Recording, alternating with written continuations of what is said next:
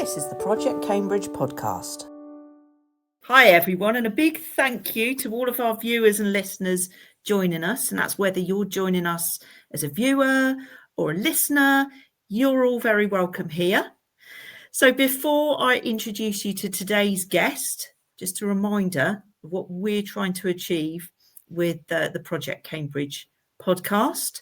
So what we're here to do is to bring you loads of cool stuff that's happening in and around Cambridge. So that might be science and technology, things going on within the community or this whole ecosystem, and the things that people genuinely care about and ways that everybody can get involved. So it's really made for everyone. And with that in mind, we try to keep everything very low key, accessible, inclusive and friendly. And we do talk about technology quite a lot. And we always try to make sure that we do that in the most simple way possible. So we don't want you to feel like that you're in some kind of physics lecture. So one of these days we are going to record for a studio. There are plans for future episodes to be recorded in person with swanky mics and cameras. But today, well, it's the living room again. So please excuse any sort of quality issues at this end, and really beware of my cats. So they do like getting involved too. And in the last episode, just to remind you, if you hadn't seen it or heard it, my neighbour's daughter downstairs, she suddenly started playing her recorder really loudly. I was talking to Charlotte Horrobin at the time. So this is a warning that we probably will get interrupted by someone and something at some stage. But hey, we're here for that sort of fun side of things. So anyway, I would like to introduce you to today's guest, who is Rachel Boyd-Moss from Clause and Effect. Hello, Rachel. Lovely to have you joining us. Hi, Jen. Thank you so much for having me. It's great to be here.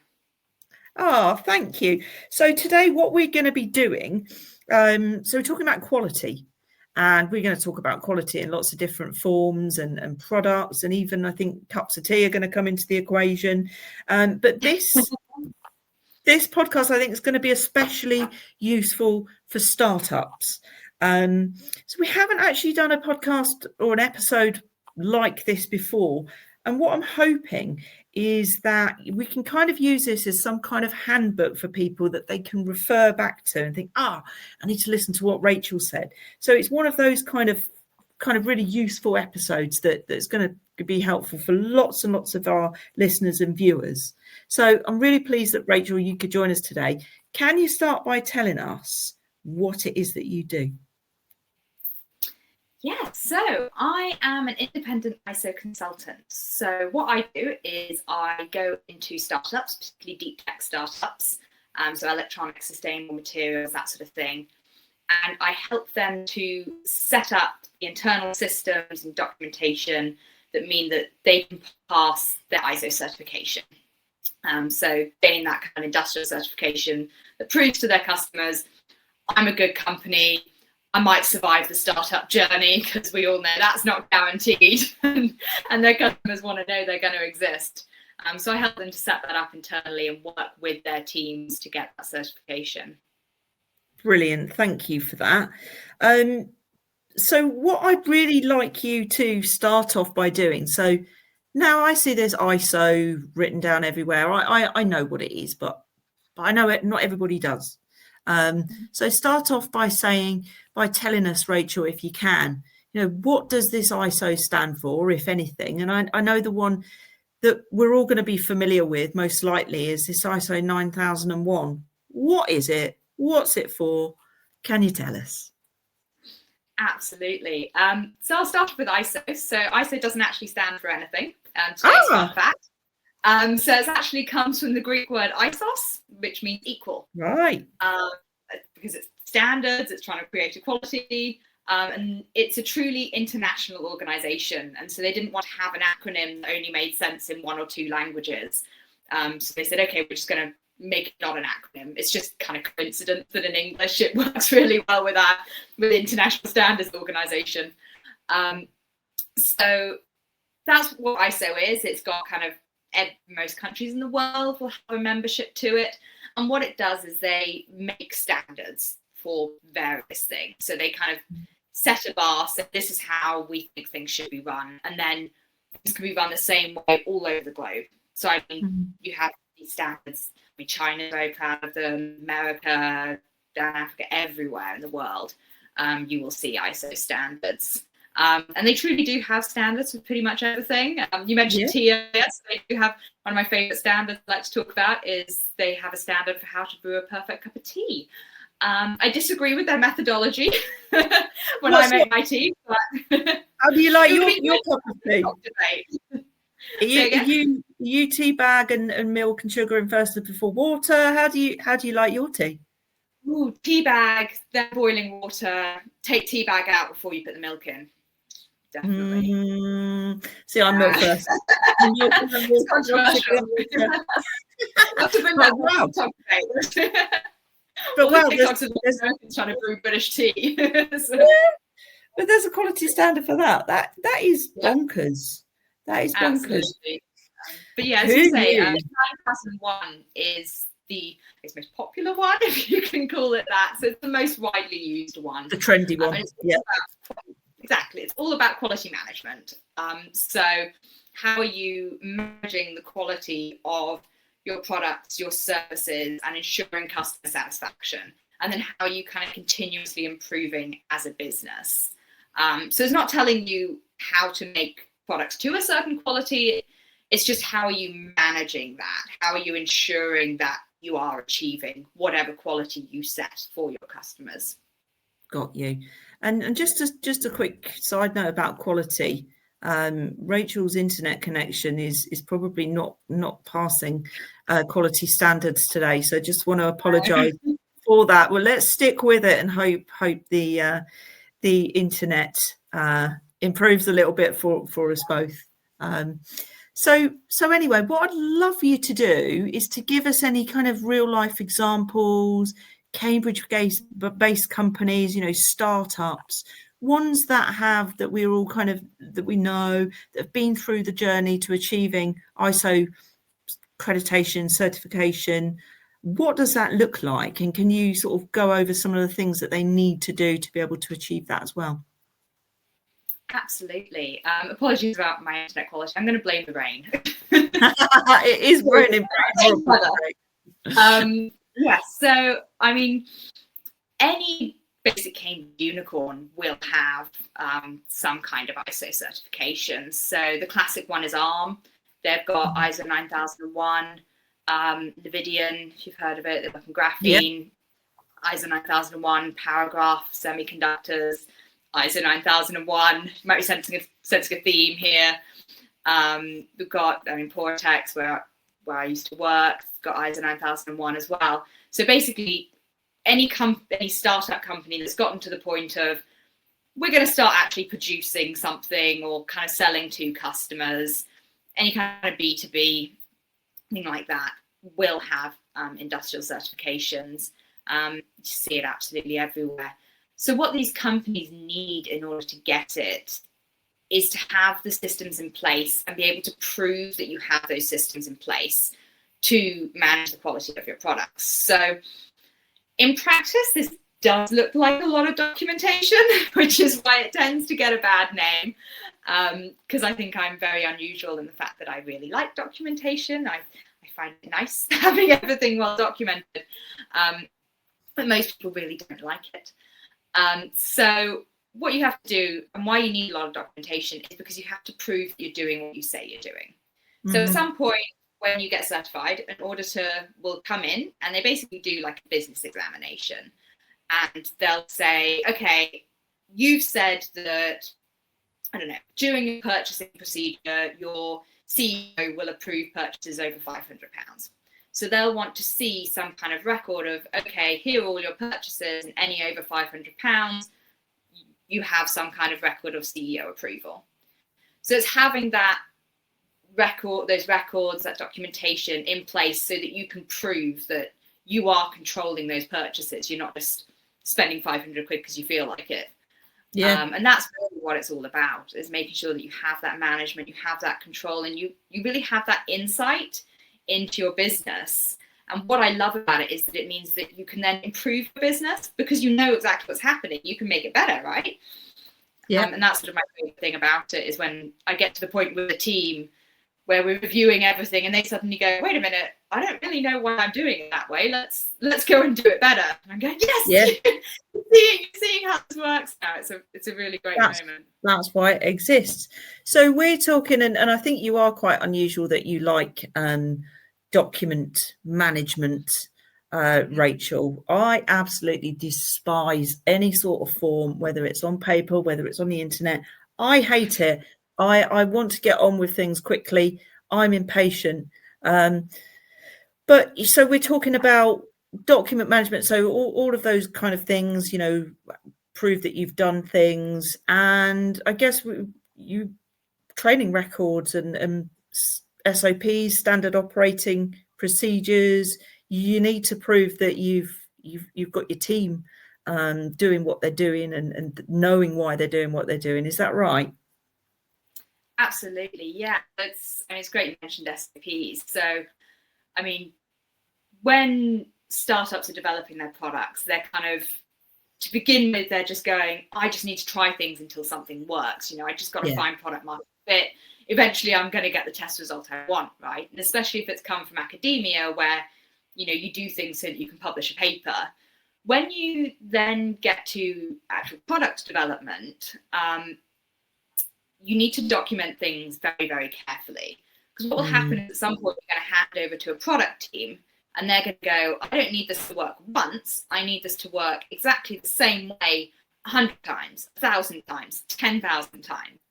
And I need to have like a 90% yield because otherwise it's not cost effective. All of these sorts of different things start coming into it. And that's why SOPs are really important. So an SOP it's basically a recipe book. It's an instruction. It tells you exactly how to do something. Writing them is an art. There's a great video online of a guy who gets his kids to write an SOP for how to make a peanut butter and jelly sandwich, and then how he's messing it all up because the instructions aren't clear enough, and sort of showing just how difficult this can actually be. But it's so important because at some point, team is going to scale. You're going to suddenly need 10 people to be doing the same thing in exactly the same way. So you really need to have that process documented and make sure that you're training people in exactly the same way and you know exactly what's happening. And that's sort of why I love documentation, because it's so powerful. I mean, the amount of times that you see in a team where somebody goes on leave and there's kind of everything grinds to a halt because they sort of how do we do this? We didn't realize they were doing that. We didn't know that was a thing because we have no idea what they actually do. So if I should probably write an SOP for how I like my cup of tea made. And if I come round your house for a cuppa, Rachel, I'm bringing it with me so that you know. There we go. Tea, milk, sugar, water. Yeah.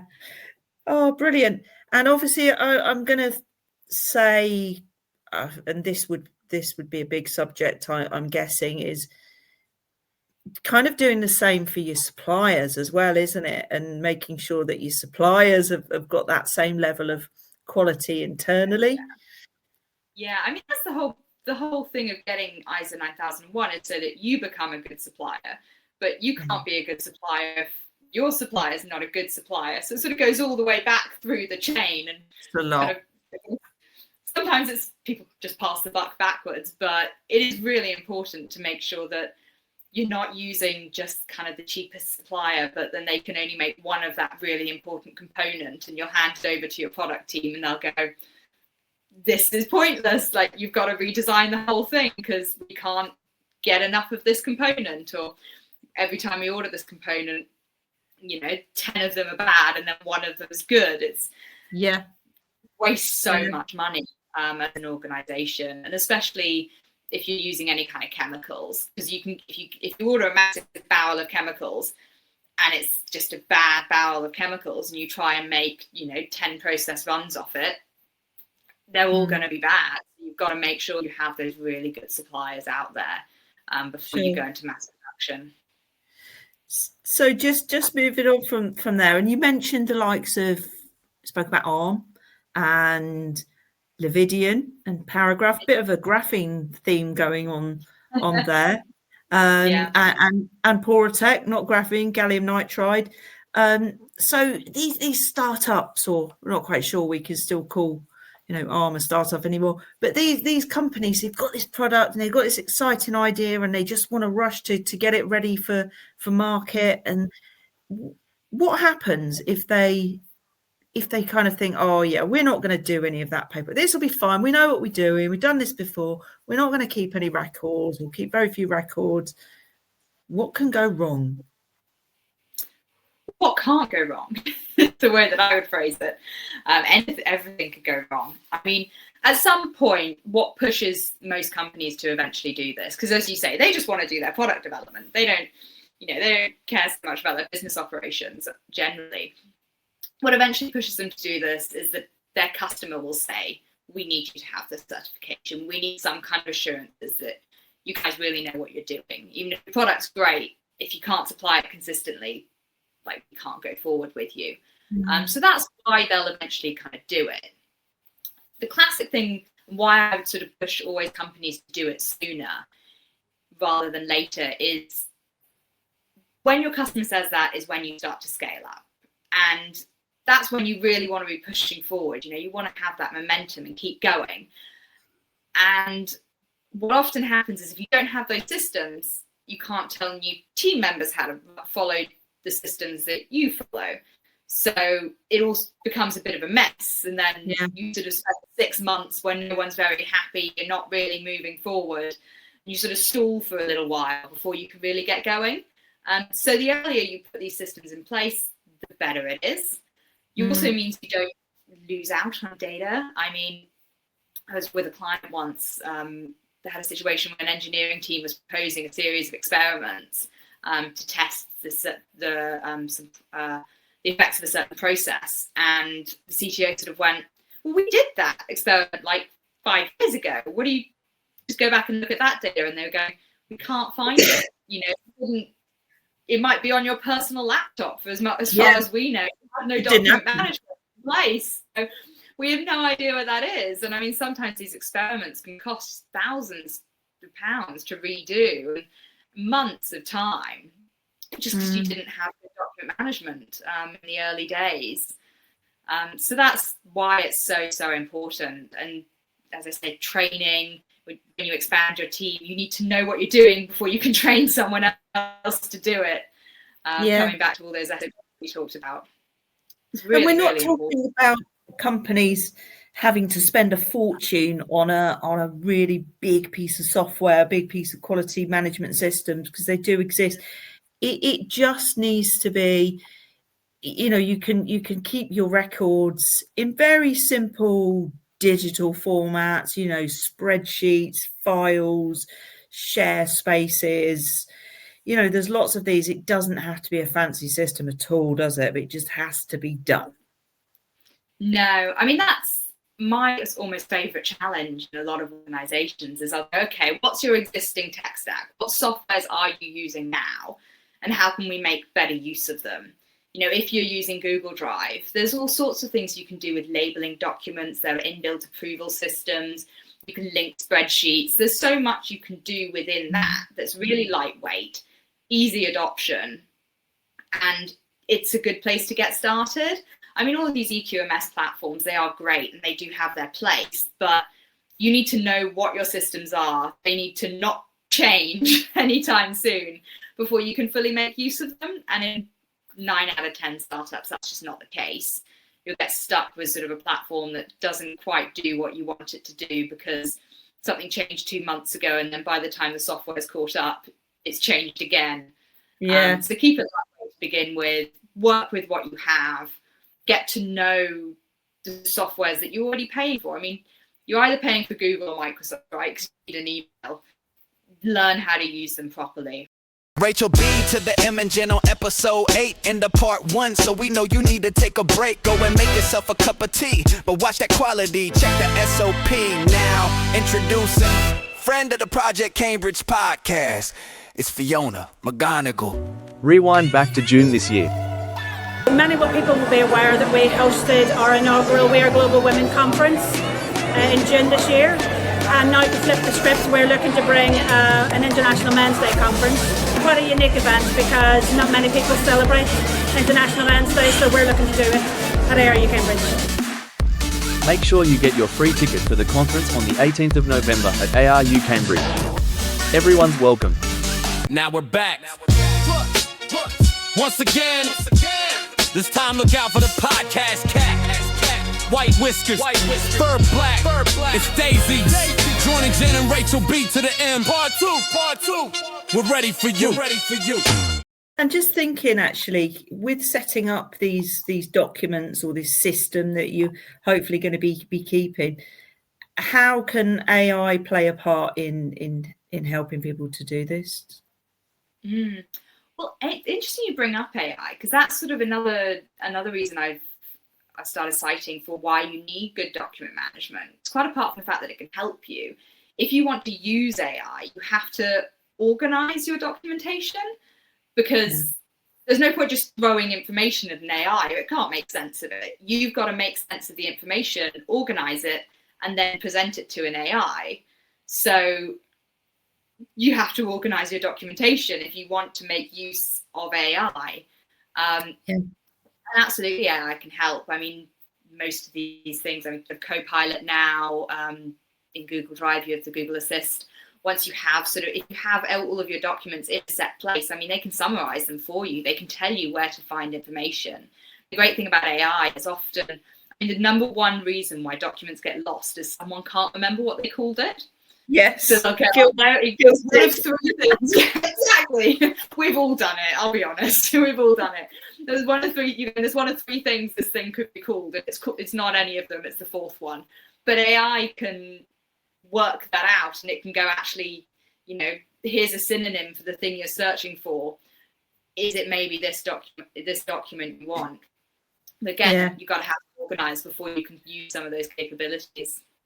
Sure. Thank you for answering that one. So, we've been talking about, and again, just to refer back to these companies that are very product based with ARM and Levidian and Paragraph and Poratech. It doesn't, just to remind people that there does not need to be a physical product to warrant having quality procedures. This is any kind of service, or it doesn't have to be something physical that you can hold in your hand, does it? We all know that, medical devices, and I know this one, Rachel, is ISO 13485. That's the one. I know that. And then I think you've got 14001 as well, and MDR, and all these different ones. And then, of course, you've got your automotive industry, and they're very strictly regulated. And as I said, the medical device industry, you put a hospital bed in there, that's a medical device. That's got to be regulated to 13485. But can you talk about, so this really is for any sort of business, not product based. Tell us about any other areas or types of businesses where they're really going to benefit for having these solutions in place, and how it's going to benefit them. I mean, I think every business could benefit. But I'm a massive fan of them. I think quality management principles are applicable, as you say, to everything. Another one is training organizations. I've seen a lot of. So organizations that offer kind of like professional trainings, that's become a lot more popular. And then the other big one that always comes up is information security. This has been in the news quite a lot recently. There's been quite a few high-level hacks. I know AWS went down last week. That was another one. Everyone's like, ooh, need to watch out for information security. So that's 27001. And basically any SaaS product, so anything that's software as a service, you pay a subscription fee to use the software, should have 27001. So showing that you protect your data that you have in-house. And the other one that's fun that's come out recently is an AI one. So ISO is keeping up. I had somebody joke the other day, so it came out in 2023, this AI standard, and somebody joked the other day and went, I bet it's already out of date. And I was going, I wasn't going to say it. It probably need to change the frequency of how quickly they update their standards from 5 years to probably about 5 months. But yeah, they do the standards for absolutely everything in every single industry. Yeah, and particularly, you know, you and I both set up our own businesses, and you have to be very careful with how you deal with data and that kind of thing, and you know, have all of that in place. So it absolutely is a necessity for every type of business, really, isn't it? And also for your customers to know that you've got this in place. It just gives you that quality. So I mean, it's funny, like as you sort of mentioned, we sort of set up our businesses. It's the sort of thing that if you've worked in a business before, you will replicate naturally in your own business. You know, you sort of think, okay, well, in my last business we had a CRM, I'm going to have a CRM, that sort of thing. Whereas if you also customer relationship management software. Thank you for explaining the acronym. I use way too many acronyms. I get complaints all the time. It's hard. Yeah.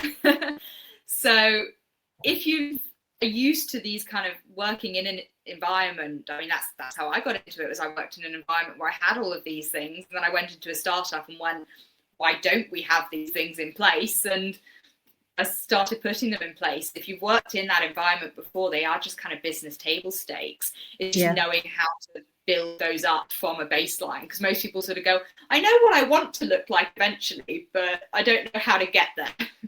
Yeah. And so thinking about you know, other sort of areas of business, and we've spoken about data security, HR, onboarding people. You know, that's something that, you know, HR, human resources, there we go, just in case anyone didn't know that acronym. It's really important that is kept kind of standardized across systems as much as possible. So I guess that's something where you would benefit from having good quality procedures in place. Is that right? Absolutely, yeah. I mean, training management is always a fun little challenge, because companies sort of go, well, I know what everyone can do. You go, okay, you know what everyone can do, but you've got 10 people. You're not going to know what everyone can do when you've got 50 people. So you need to have that written down. You need to know what people's skills and knowledge are. And also, I mean, when you interview someone and you take them on as a new employee, you'll look at their CV and you'll go, okay, they've got all these amazing skills. And 5 years down the line, you have no idea what's on their CV. You have no idea what their other skills are. So you sort of almost pigeonhole them into one job. Whereas as your kind of business needs evolve, it'd be really nice if you could go, hey, wait a minute, they've got this really cool skill that actually would be really useful for us now. Let's go and see if they can do that. Yeah. So it's so important having these business insights, essentially, which if you don't have a system to generate that information, you can't get those business insights, you can't have that improvement, and you can't make the best use of your team, really. Yeah, it's definitely beneficial. Oh gosh, so many questions that I could ask you, and I know that, you know, anybody can write any questions in the boxes, the comments boxes. We'll pass those on to Rachel. But what people are going to be very, very interested to hear is that you're actually running a workshop that's coming up very soon in November, aren't you? And I'd love you to tell us what it is, who it's for, why people should get a ticket, and how they can get a ticket. Is that a lot of questions there? Yes, it is. Go on, you know. Absolutely. I'll try and answer them all. So it's a workshop on what's very close to my heart, document management. Way. Yeah, I just say at the top, I'm like everyone's favorite topic, just because I think it should be. So it's all about how to set up a very lightweight document management system in either Google Drive, SharePoint, OneDrive, one of those softwares that you will have. It's aimed at early stage, sort of deep tech, so maybe kind of seed funding. You know what your product is going to kind of look like. You may be working towards an MVP. You've got some funding. You've got a little bit of a team, and you're starting to actually build out a business as well, as rather than just a pitch deck. So you're going, okay, we need to actually protect our company IP. And I mean, there's so many startups that basically all of their valuation is on their IP. You know, your IP is your company knowledge. So that's your intellectual property. I mean, it's not just your patents. It's also what you choose to keep as a company secret. You're not documenting it, then if someone decides to leave, then half your company value goes with them. Yeah. There's big risks involved in this, even at the early stage, quite apart from the story I told about, losing data later on. So that's what it's aimed at. And really the idea is to give you some of the knowledge around how to make use of these softwares, what kind of good document management practices are, how you can set yourself up to get more stringent in the future. What are kind of the early steps you should take? I know we were mentioning before, people kind of know where they want to be. They know what a really good document management system looks like. They just don't know what kind of the interim document management systems can look like and how you can set out a roadmap to eventually achieve that kind of gold star document management.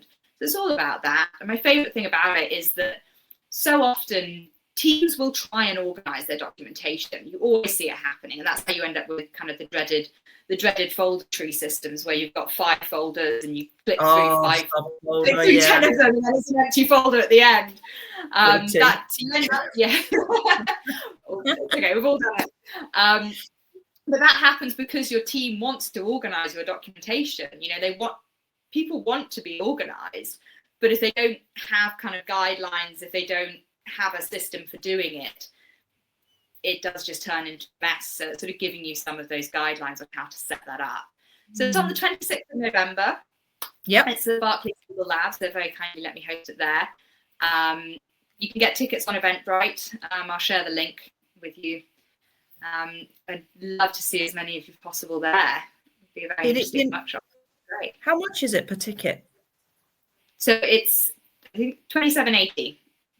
I think that's a pretty good investment, especially for these early stage seed stage. And you mentioned just to make sure we're covering off these acronyms, and you did explain what IP is, which is obviously intellectual property. You also mentioned companies that have perhaps got an MVP, which stands for a minimally viable product. Can you help me out here? Yeah, so it's the minimal viable product. Yeah. The most basic version of your product that you could sell to a customer, someone will pay you for. Basically. Yeah, thank you for helping me there. I need to put my teeth in some of these words. honestly. So what we're going to do, we're going to put all the details to Rachel's workshop, 26th of November, and the link so that you can sign up. It sounds like it's going to be a really, really worthwhile event to attend. So now you've listened, you've watched Project Cambridge podcast before. I really like to try and get under the skin of people a little bit and find out a bit more about the people behind, what you're actually doing for business. So I did a little bit of research on you. And looking back on your journey, I was like, oh my goodness. I was like, is she a local girl? Did she go to college around here? No, you went to school in the Cayman Islands. What were you doing in the Cayman Islands, Rachel? So I had quite adventurous parents. I was very lucky. Pretty much they got sick of the weather, which is topical today in the UK. And my mum, who's a primary school teacher, saw a job advert in the newspaper, somewhere called the Cayman Islands in the Caribbean. And she went, never heard of it. Looks nice. Let's apply. Ended up getting the job, sort of went out there to check it out and was like, this looks great. Yeah, well, we all just moved out there. Went out there when I was 4. Wow. And left when I was 18. So at the end of my high school, which was really great as sort of a young kid. I mean, I can't lie, living in the Caribbean was wonderful. As you sort of grew up, I volunteered with organisations like Form the Future, and you look at kind of what some of the students in Cambridge have access to, the science and the tech. The Cayman Islands is most famous for the fact that it's a tax haven, so not much science, not much tech. As a science girly, I was like, had no exposure to what kind of industry looked like there. So it was a little bit limiting as you grew up. But I can't lie, it was a great childhood. I was very, very privileged. Amazing. And then I think you came back here, you were 18, weren't you, you said, and you went on to Durham University, studied chemistry. did your masters through the COVID years, which can't have been easy for you. Spent a long time in a dark room with a little glowing test tube. Bless you. And then you got your first real job, and that was at LGC in Newmarket, didn't you? Yeah. So I moved to Cambridge after I graduated for the startups. I'd always kind of been a little bit fascinated with them. I'd always been, I guess, coming back to came out, I never knew what kind of industrial science looked like. So I sort of always saw it in the lab and went, how do you make money off this? How does this become, I don't know, the iPhone or anything like that? What does that transition look like? So I knew I wanted to eventually work in a startup, moved to Cambridge for that reason. Reality of Cambridge rent set in, and I took the job I could get, which actually turned out for the best. It was a fantastic job at LGC. So I was drug testing racehorses. So every racehorse that runs in the UK has to be drug tested for animal rights reasons, because if a horse is on painkillers, it has no idea it's on painkillers, and will run as though it's not. So you have to make sure that nothing like that's happening. And I mean, any kind of drug testing, anything like that is absolutely by the book. I mean, everything is to the letter. You have an SOP for literally anything you could possibly ever want to do. And you do absolutely everything exactly the same way every single time, which is absolutely fantastic. And I mean, brilliant exposure for me. And I quite sort of liked the organization of it. I eventually got a little bit tired of kind of going, okay, I want to be a little bit more innovative here. You know, I want to work in somewhere a little bit more dynamic, which is why when I got the job at Boratech, so it's a semiconductor startup, as you said, in gallium nitride, I absolutely jumped at it. Fascinating company, what they're doing actually with gallium nitride and micro LEDs. Really, if I started talking about that, it'd take a very long time. So people probably are going to have to look up Boratech for this one. You went in there as a materials technician, didn't you? But you came out as a quality engineer.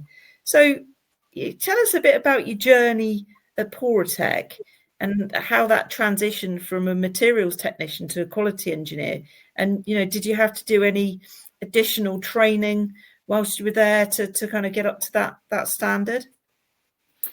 Yeah, so I mean, going in as a materials technician was great. I always sort of think, I mean, obviously everyone wants to progress up in their career, but especially in science, if you're in the lab, you're at the front line, you know, you're doing the thing. it's just the best experience ever, and you kind of get to know the technology in a way that if you're not actually doing that, you just can't. So that was fantastic. Where I sort of brought in the quality to that was because I'd come from this kind of drug testing, heavily certified SOP for everything environment. I sort of went in and went, do we have an SOP for this I could look at? And they were like, no. You had to do it. Yeah. Yeah. So I was like, okay, I'll help out with writing those. I was like, do we have any document management? We're going, no. I was like, okay, I need somewhere to put my SOP, so I'll make up a document management system. And I was very lucky. I got a lot of support with that, because I think I had some managers who were kind of going, we know we should have this. We know we need this. If she's willing to do it, go for it, which is absolutely another joy of working for a startup, is that if you're doing good things for the organization, you tend to get the freedom to do them that you wouldn't get in a large organization. So that was fantastic. And so I then became senior quality technician, just because I'd helped out with that. When they then went through their kind of ISO certification, just because I've been involved in the documentation side of it, I got heavily involved. We did it very, very quickly, made a lot, I will admit, of kind of the typical mistakes that you made. From that, I then went and talked to a whole bunch of other startups and went, this really shouldn't be this hard, surely. And they went, yeah, no, we all make the same mistakes. We've all worked out, spent ages working out how to do it better. And I was going, surely we should just do it the first time. We shouldn't have to then redo everything. So that was when I sort of became really interested in consulting, because I was like, I really enjoy setting up those systems. And working with that. So that's how I sort of got into quality engineering. And then fascinating. Yeah, you got to where you are. So I'm going to ask you about, why you went on to start Clause and Effect, your company, but we've got a cat crying. Shall I go and get the cat and see if I can calm her down? Oh, bless. Yeah, of course. Let's put some background music on while I go and get this cat. Okay, there we go. It's a little bit of pop there whilst I go and find this cat.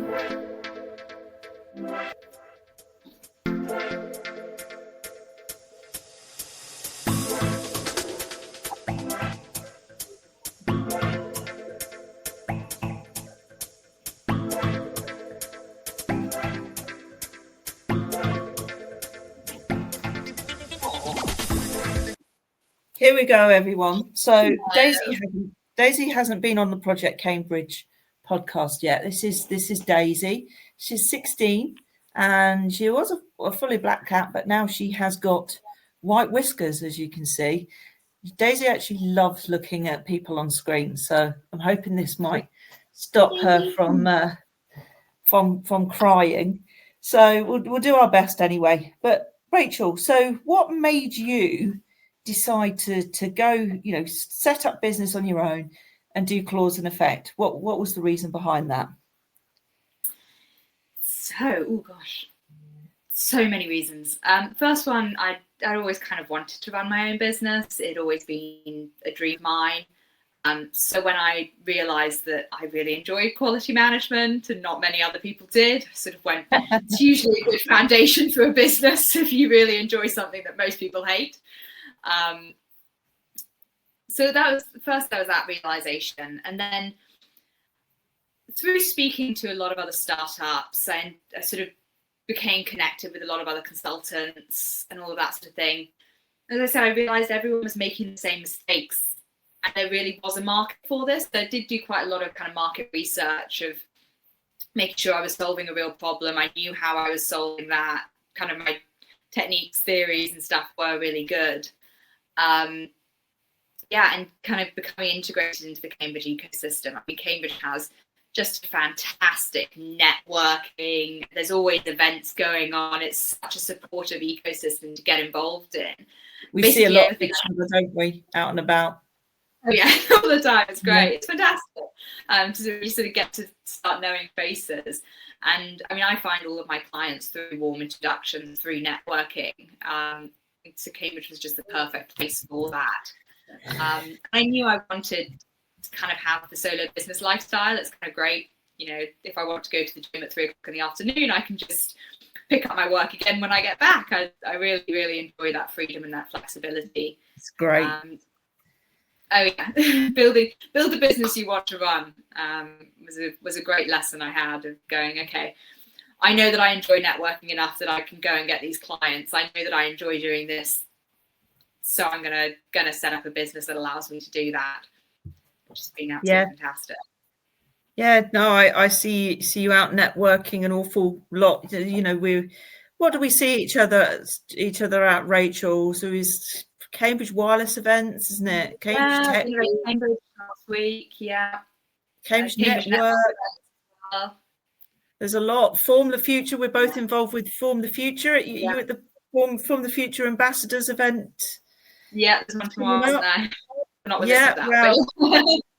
that, there's a lot. So fantastic. So first year, all going well? Yeah, no, it's going really well. So I went part-time in January. Project was fantastic, and they were very supportive and let me go part-time for 6 months so that I could kind of hand over as well as set myself up. There was a huge learning curve. I'm sure anyone who started their own business will tell you. You try things and you don't get any traction, and you go, oh God, okay, how am I going to work this out? And then I went full-time with it in July, which I wish somebody had told me that no events happen in July. Yes. I had one piece of advice for anyone starting their own business: go full-time in September or January. Yes. Don't suddenly quit in the summer, because suddenly things don't happen. No. But then in September, the events and everything picked up again. It's been great. Had a lot of interest.